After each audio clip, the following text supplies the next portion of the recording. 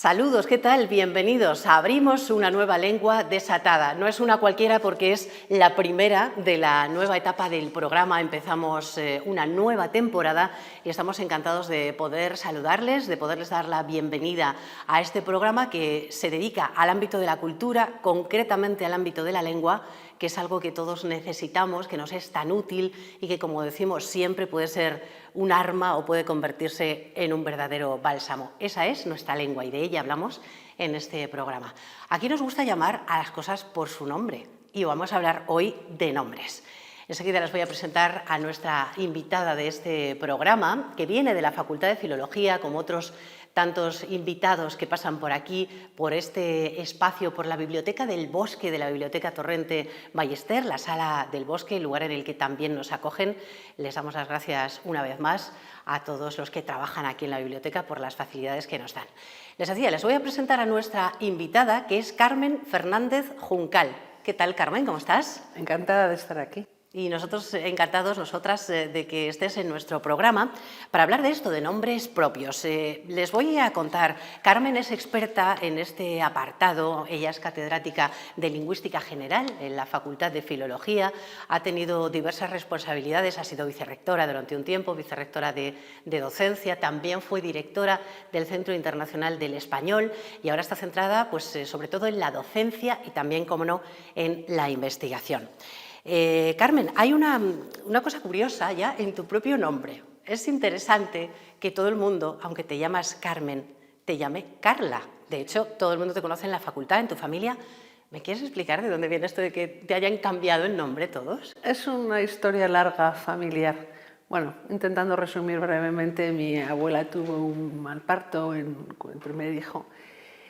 Y aunque no era muy religiosa, hizo una promesa a la Virgen del Carmen, que es una advocación muy querida en las villas marineras, de que si el próximo niño era niña y salía todo bien, se llamaría Carmen. Así fue. Y mi madre cogió un nombre que ahora mismo es el nombre más habitual en España, el nombre de Carmen, en mujeres. Coincidió en el colegio, claro, con muchas Cármenes más y se repartieron diferentes nombres, pusieron diferentes nombres entre ellas. Menchu, Carmela, Carmen, y a ella le pusieron Carla. Cuando yo nací había ocurrido exactamente lo mismo. Mi madre tuvo también un mal parto, hizo la misma promesa y bueno, nací yo y me llamé Carmen. Pero para no repetir el nombre me trasladó el nombre suyo del colegio. Y yo siempre me he llamado Carla. No he respondido otro nombre. Cuando me llamaban Carmen en el colegio ni siquiera respondía. Pero claro, después por cuestiones profesionales ya me he acostumbrado a que sí me llamen Carmen, por lo menos en el ámbito profesional. Bueno. Pero no en el ámbito privado, en el privado soy Carla. Así que aquí, bueno, estás desde luego como profesora, como experta en lingüística, como experta en onomástica, ahora hablaremos un poquito de ello, pero bueno, yo te voy a llamar Carla, si te parece bien, porque es como te llaman así los amigos, los compañeros de trabajo, pues bueno, Carla Fernández Juncal. He mencionado la palabra onomástica. Seguro que todos los que están en casa dicen, hombre, onomástica es tu santo, el día en que celebras pues, a la Virgen del Carmen, en tu caso, Santa Carla, que no sé si celebras en algún momento, no. Santa Ana, que es en el mes de julio. Bueno, la onomástica, pero la onomástica también es el estudio de los nombres. Efectivamente, es una de las áreas de investigación de la lingüística. Es un área, debo decir, minoritaria. Somos pocos y nos conocemos bien, eso también tiene otra ventaja, ¿no? Pero nos dedicamos a un área, yo creo que es apasionante y además un área muy, muy compleja, ¿no? También un área que es importante para la vida de las personas. Nosotros ponemos nombres a las cosas que nos importan. Ponemos nombres a las personas, a los lugares y también ponemos, bueno, a nuestros animales, claro, y ponemos nombres a las cosas, ponemos nombres a los barcos. Hay gente que pone nombre a su coche, incluso yo tengo una amiga que llama Alfredo a su robot aspirador. Todo depende de la importancia que concedamos a las cosas. En el caso de los nombres de las personas es, como decía un autor, es como una sombra que nos acompaña toda la vida, ¿no? Como nuestra propia sombra. Y es lo que se llama un universal lingüístico, es decir, en todas las culturas del mundo se pone nombre a las personas, con muchas diferencias, claro está. Con muchas diferencias, pero es un auténtico universal. Es importante para las personas, los padres dedican mucho tiempo a pensar en el nombre de sus hijos Y hay una industria incluso alrededor de este asunto, porque hay infinidad de páginas web, infinidad de libros que intentan ayudar a los padres a tomar una decisión que desde el punto de vista de los padres puede determinar, ¿no?, un poco también el futuro y la trascendencia de los hijos. Y en este sentido, repito algo que creo que dijo en su momento en este programa Julio Borrego, hablando de que hay una cosa que se llama el aspecto mágico del lenguaje. Y los nombres de persona son un buen ejemplo de este aspecto mágico, ¿no? En muchas culturas, cuando alguien muere, pues todas las personas que se llaman igual tienen que cambiarse el nombre. Y en otras culturas es al revés. Cuando alguien muere, alguien tiene que heredar ese nombre, ¿no? Es lo que le pasó, por ejemplo, a Salvador Dalí, que heredó el nombre de un hermano previo que se había muerto. Y dice que eso le condicionó toda la vida, la idea de tener la idea de ser un sustituto. Entonces, la importancia de los nombres para las personas trasciende el ámbito académico, ¿no? Es importante para nuestra vida diaria. Así es. Bueno, la magia de los nombres. Es bonito esto que nos traes aquí, Carla, el pensar que el nombre que llevamos, pues por regla general obedece en ocasiones simplemente al gusto de los padres, otras veces a que lo has heredado, como bien dices, o porque alguien muy querido para tu familia se llamaba de esa manera, o simplemente por la moda. Los nombres, la onomástica, este estudio de los nombres nos revela, el onomástico, por ejemplo, dicen en América, pero para referirse al santo de las personas. La onomástica, como estudio de los nombres propios, nos revela un montón de cosas. Está al ladito, forma parte también de la sociolingüística, ¿no? Porque nos da pistas de muchas cosas, pues del estatus, de la edad de la persona. Si alguien se llama, no sé, Primitivo, Eusebio, pues 12 años no tiene, ¿no? ¿Cuántas cosas dice un nombre? Sí, un nombre nos proporciona muchísima información sobre la persona que lo lleva. También, sobre todo, sobre las personas que eligieron ese nombre, ¿no? ¿Cuáles eran las esperanzas? ¿Cuál es su entorno social y cultural del momento? También su ideología a veces, ¿no? Entonces, en el caso de la edad, efectivamente, si alguien se llama Pancracio o Eduvigis, es difícil que estemos hablando de un niño. Y al revés, si alguien se llama Keylor o Aitana, es difícil que estemos hablando de una persona mayor. Entonces, no es absolutamente matemático, pero sí nos ayuda. ¿Por qué ocurre que podemos hacer esto? Pues porque los nombres cambian con el tiempo. Es uno de los elementos lingüísticos en los que se observa el cambio lingüístico de forma muy clara, muy evidente. Lo podemos ver en cuestión de periodos de muy poco tiempo. Y se ha pasado de un sistema en el que fundamentalmente era la herencia, el motor que animaba a la gente a poner el nombre. Uno heredaba el nombre no solamente de los padres, sino de los abuelos, de un tío, de la madrina, del padrino, etc. Pero también eso suponía en esa época que había muy pocos nombres. Lo que se llama el repertorio de nombres era muy limitado. Para que te hagas una idea, al principio de los años 30 del siglo pasado, 10 nombres eran los nombres que utilizaba el 50% de los hombres de España. ¿Solo 10 nombres? Solo 10 nombres. ¿Y entre ellos cuáles? Si recuerdas así, no te digo los 10, pero... Sí, bueno, los nombres que conocemos ahora. Más comunes, ¿no? Sí, Antonio, Manuel, José, Manuel, Francisco. Son nombres que con 10 nombres prácticamente el 50% de la población los cogía. Esto ha cambiado. Se ha aumentado mucho el repertorio, luego podríamos hablar de eso también. Se ha aumentado muchísimo las posibilidades, ¿no? También estamos en un mundo mucho más globalizado.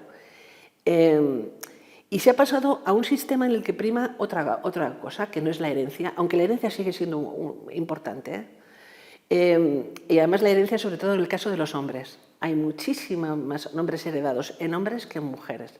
Y esto es normal de una sociedad patriarcal, claro, patrilineal. Por el mantenimiento de esos El mantenimiento del apellido, del nombre. Esto ha cambiado, claro, ahora con la nueva legislación, etc. Lo que decía, se ha pasado de un sistema de herencia a un sistema en que priman otros valores. La originalidad, el gusto de los padres, la diferenciación. Los padres se mueven entre dos tensiones, digamos, ¿no? Por una parte tienen que elegir un nombre que sea un nombre. Es decir, generalmente se evitan los nombres extravagantes. No todo el Generalmente, mundo, porque es verdad que generalmente. hay casos que hasta han llegado a los juzgados, ¿no? Yo le quiero poner a mi hijo pues, cosas muy raras, que dicen, Lobo. usted no, lobo, por ejemplo, fue muy Sí. polémico, ¿no? Pero es verdad que no es lo habitual. Sí. Pero lo normal es que uno evita los nombres extravagantes, pero también quiere darle un punto de originalidad al hijo para que sea muy distinguible del resto de sus coetáneos. Entonces, ahora mismo estamos en la etapa en que prima, ¿no?, la diferenciación. Pero a pesar de los intereses de los padres, al final no suele cumplirse ese deseo de ser tan distinto respecto a los demás. Tenemos comprobado que hay una especie de moda de la que los padres a veces no son conscientes, que hacen que elijan nombres que al final resultan nombres ser muy populares. Por ejemplo, si alguien quiere poner a su hija Martina ahora mismo y puede pensar que es un nombre muy original, que no dude que se va a encontrar con 3 Martinas más en la clase. Claro, porque ha sido muy original en un momentito, luego ya se ha convertido en común, ¿no? Sí, en los nombres se pone un símil con la vida de los nombres, igual que ocurre con las epidemias. Es algo que tenemos, desgraciadamente, muy cercano. Se produce en los nombres un proceso de infección que se llama, es decir, que un nombre empieza a coger popularidad, aumenta la popularidad, pero llega un momento en que es demasiado popular. Y es demasiado popular porque ya no distingue a las personas. Y entonces cae en picado la vida de ese nombre. Hombre, otra vez se puede volver a recuperar, como pasa tantas veces. Pero en principio hay una vida del nombre de ser más popular a menos popular, etc. Estamos siempre en esa tensión. Me estaba pensando, has mencionado Martina, pero pienso, pues, por ejemplo, en Valeria, Jimena. Hay un nombre que ahora he oído que no se oía antes, o por lo menos yo no soy consciente de haberlo oído. Por ejemplo, Briana, que ahora se pone también a las niñas.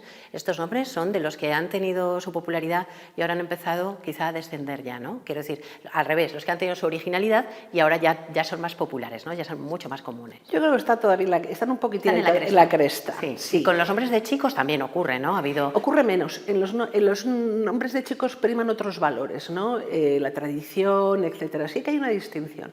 Pero, por ejemplo, estamos encontrando nombres que tienen que ver con la absoluta actualidad. Ahora hay nombres como Daenerys o Danaris y Aria que proceden, por ejemplo, de una serie muy conocida de televisión. Aquí me has pillado, ¿eh? No los conozco yo a estos. Son personajes de Juego de Tronos. De Juego de Tronos. Bueno, esa serie ha sido una auténtica mina onomástica, para los padres. Hay niños ya que se llaman niñas. Sí. Y además, bastantes, no ni una ni dos. El Instituto Nacional de Estadística, que es nuestra fuente, recoge los nombres que tienen más de 20 usuarios.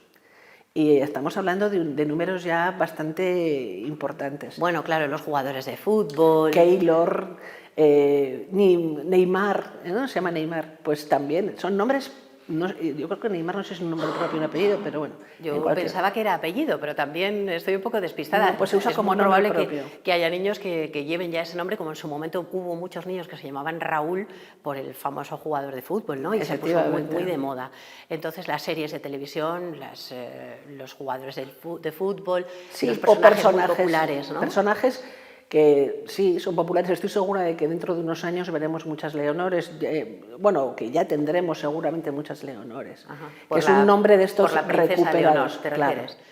Pues Leonores y Sofías, Sofías también hay muchas ahora, muchas niñas ya de 20, 20, 30 años también que se llaman Sofía, ¿no? Sí. Quizá por esa herencia. No, y también porque mucha gente quiere ver cuál es el significado original del nombre. En el caso de Sofía significa sabiduría. Entonces ahí aparece ese aspecto mágico del lenguaje en el que uno piensa que si uno llama a su hija Sofía va a tener esa virtud, ¿no? Uno espera que haya una cierta vinculación entre el nombre y el carácter. Mejor que no la haya, porque si te llamas Dolores, pues no conviene, ¿no? La verdad. No es conveniente. O angustias. Hay muchas marcas, pues eso, de edad, de dónde más o menos dices, bueno, pues este niño o niña, si se llama de esta manera, es de la época de tal serie de televisión. Pero también nos marcan el estatus, porque ahora incluso con un nombre propio se ha llegado a denominar a todo un grupo, de personas muy pijo, ¿no? Que es Cayetano. Sí, en su época fue por los Borja Maris también. Borja Maris. Sí, efectivamente hay un componente social, menos perceptible que el de la edad, pero también existe. Se dice en onomástica que hay una tendencia en las clases más educadas y altas a elegir nombres de la tradición, nombres más tradicionales. No siempre son los mismos, es decir, las clases altas no ponen a sus hijos José o Antonio o Manuel, pero sí, por ejemplo, nombres como Telmo o Beltrán o Alonso, ¿no?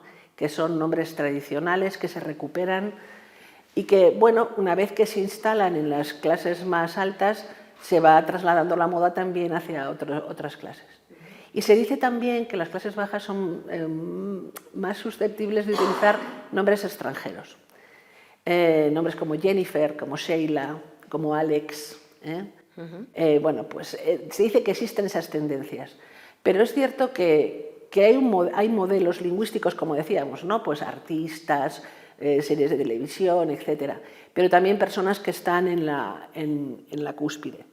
Y a propósito de esto hay una anécdota que creo que puede ser importante para ver, ¿no?, la relación entre la situación social y los nombres, y es que cuando se murió Lady Di, el nombre de Carlos, en inglés Charles, es un nombre que es muy usual en Gran Bretaña.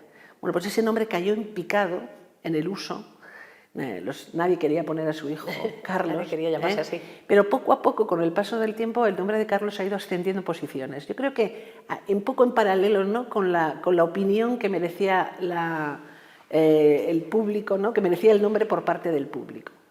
Y esto hace, por ejemplo, que en Alemania el nombre de Adolf sea un nombre tabú.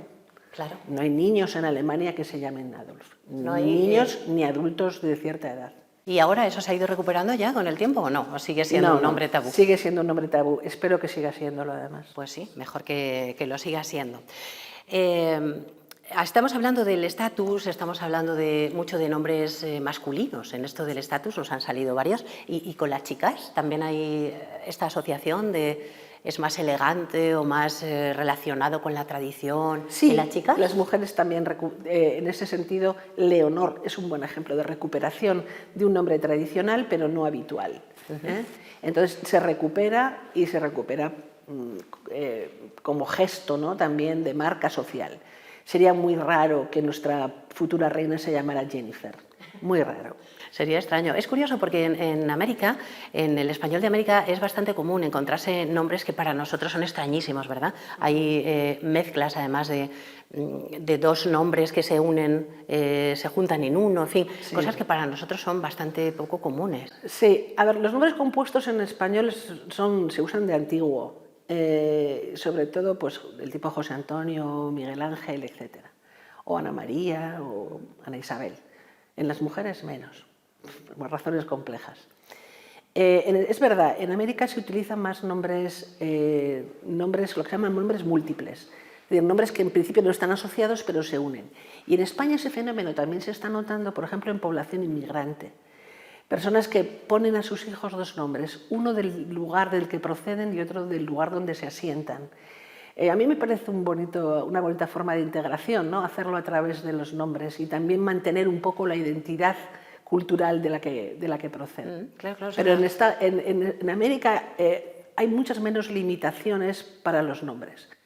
Sobre todo hay un estudio muy interesante en la República Dominicana donde los nombres son disparatados. Nombres como meningitis o como etcétera. ¿Como nombre propio? Sí. Sí, ¿Y de dónde ha podido salir? Etcétera. Qué mal padre, desde luego. Pues no lo sé, no sé, a lo mejor me parecía eufónico. Yo, desde luego, me parece muy poco deseable. Tremendo, ¿no? Sí. Y es verdad que muchos de esos compuestos siempre nos remiten al mundo culebrón, ¿no?, cuando empezaron a llegar los culebrones aquí a España. Hay otro detalle sobre los nombres propios y específicamente femeninos que me comentabas tú cuando charlábamos para preparar esta conversación y me decías, fíjate en cómo se van feminizando los nombres. Tienen muchas AES. Yo no me había fijado hasta que tú me lo dijiste. A ver, en español no existe una marca por la cual sepamos, si no conocemos el nombre, si es para un niño o para una niña. Lo aprendemos con el uso del tiempo. Entonces sabemos que Isabel es un nombre de mujer y Miguel, que tiene una estructura muy semejante, es de hombre.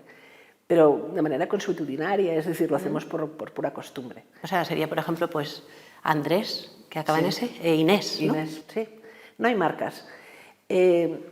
Normalmente la marca de género en español es la distinción OA, pero no funciona para los nombres porque existe Borja y existe Amparo.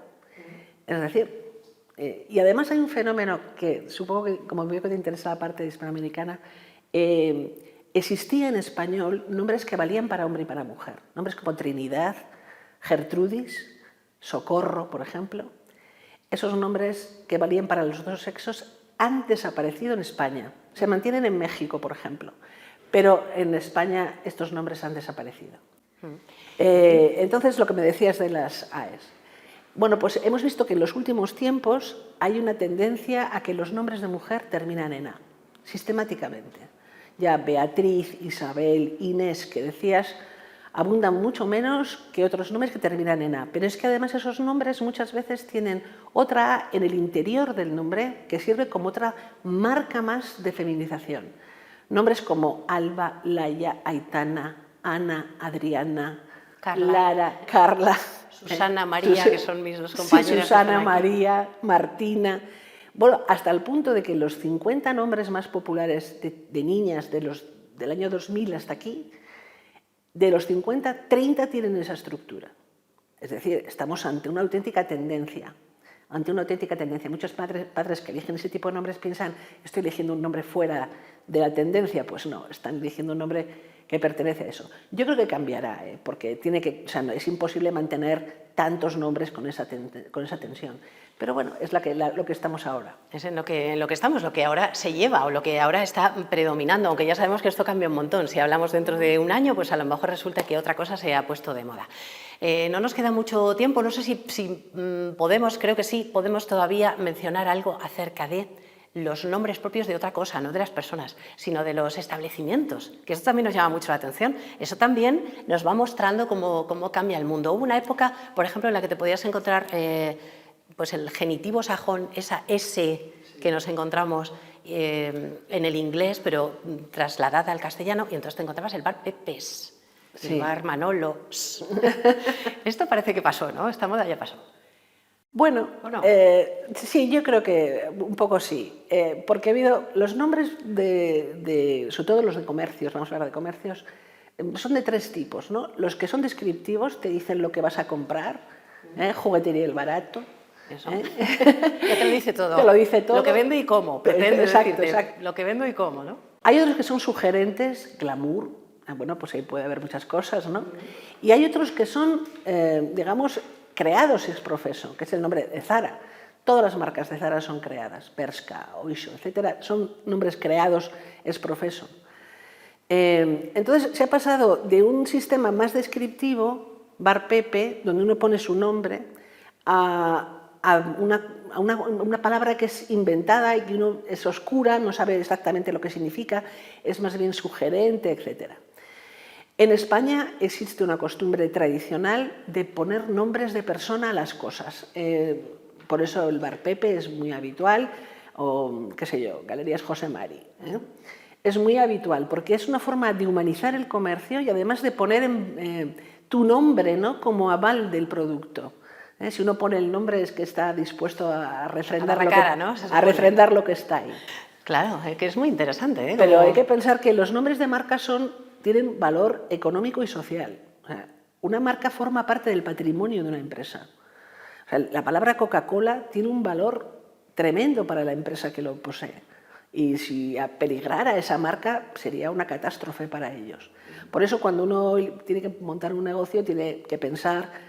Y tiene que pensar que no sea de otro nombre, etcétera. Está perfectamente legislado. Todo estudiado. Bueno, hay muchas más cosas que te querría preguntar, Carla, acerca de, pues en este caso, ahora que nos hemos adentrado en los nombres de establecimientos, me gustaría fijarme en estos días, me gustaría decirles a los espectadores que se fijen también en nombres de establecimientos. Y si te parece, pues te invito para otro programa, para que sigamos hablando de ello. ¿Te parece bien? Muy bien. Porque además quería preguntarte sobre otra cosa que, claro, ya no nos da tiempo, es todo tan interesante que nos vamos enredando la madeja, que es el tema de los nombres de los partidos políticos. Vamos a entrar en campaña electoral, vamos a tener un año tremendo dentro de nada, y me gustaría un día que volvieras también para hablarnos de eso, de los nombres de los partidos. Muy bien. Así que si estás dispuesta, sí, encantada. Pues en la próxima ocasión seguimos con este hilo.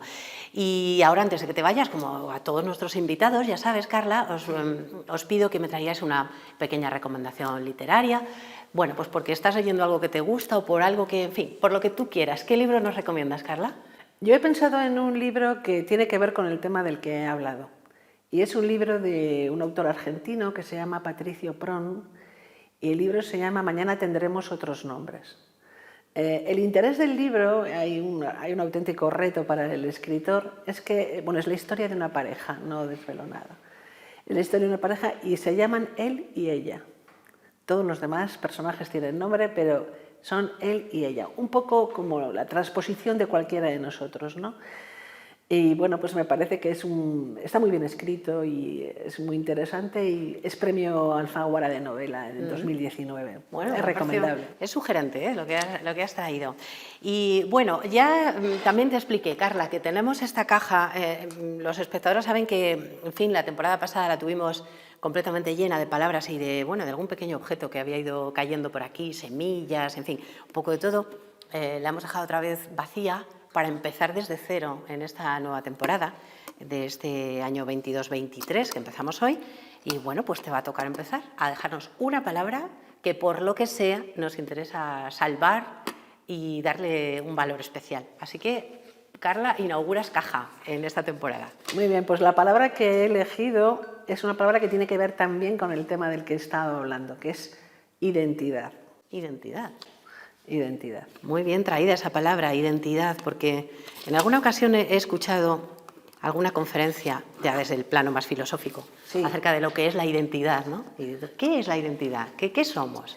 Me parece muy interesante, ¿no? Son los rasgos que nos hacen diferentes a los demás y entre ellos está nuestro nombre. Exactamente.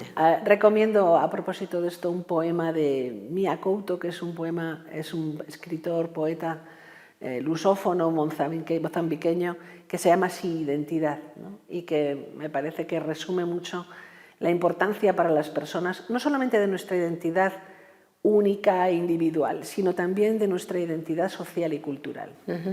De eso saben mucho quienes tienen que moverse de un país a otro, quienes tienen que irse de su entorno y pierden un montón de rasgos de su propia identidad. Así que, desde luego, interesantísima esa palabra para reflexionar un poco sobre ella. Carla, muchísimas gracias por venir. Me encantará volverte a recibir. A ti por la invitación. Que sigamos hablando de nombres propios. Muchísimas gracias. Muchas gracias a ti. Y nosotros cerramos aquí esta primera edición de nuestra nueva temporada. Gracias a todos por seguir ahí. Es un placer seguirles hablando de lengua, es un placer seguirlo haciendo desde este lugar. No nos cansaremos de agradecerles a todos los que trabajan aquí en la Biblioteca Torrente Ballester, que siempre nos abran las puertas de esta Biblioteca del Bosque. Gracias por su atención y hasta el próximo viernes.